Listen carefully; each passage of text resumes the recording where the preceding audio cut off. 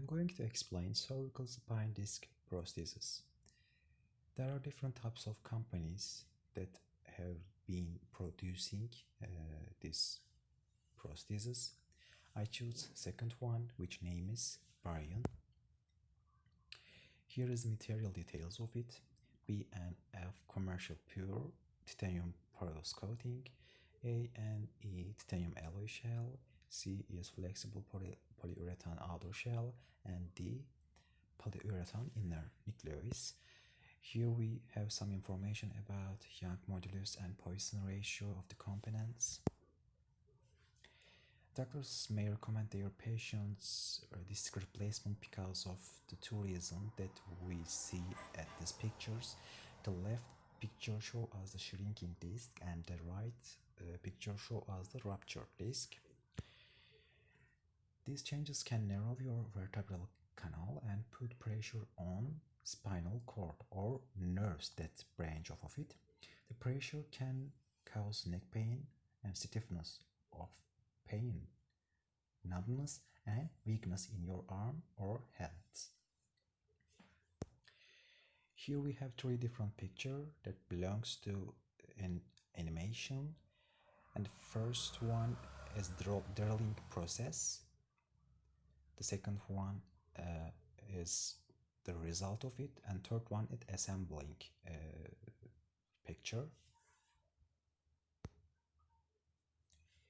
What makes this prosthesis better than all techniques that doctors had used in the past? There are some important reasons, but the most important thing is movement capabilities of these prostheses. All patients, of course, wants to move their head like before damage had happened without pain. At that point, cervical spine disc prosthesis lend a helping hand to this condition. It can overcome all conditions that healthy cervical spine disc exposed, such as a lateral flexion, as we can see here, that causes compression at the opposite side that has elongated.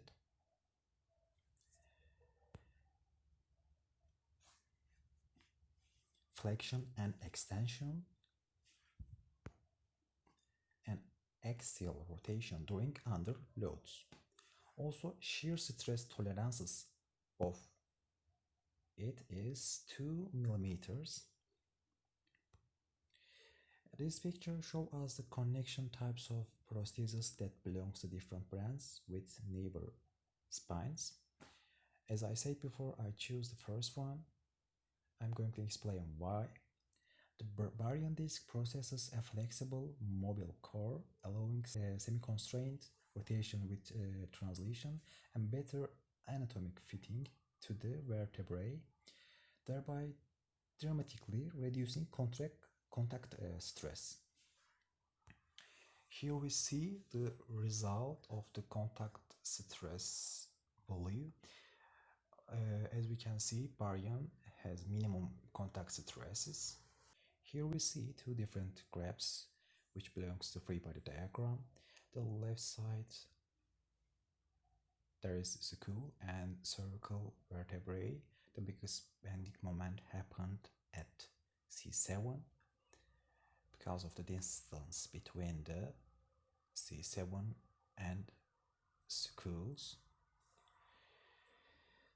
The right side I showed this loads in the thoracic vertebrae because of this picture has great visibility.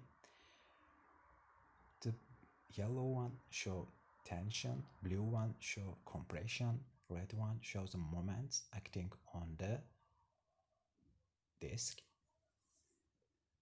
and of course there is happening a shear force. Here we see the contact point that occur during the motion,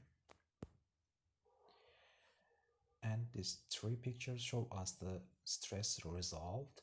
Of course, as we see here, the biggest stress happening at the sharp edge. Thank you.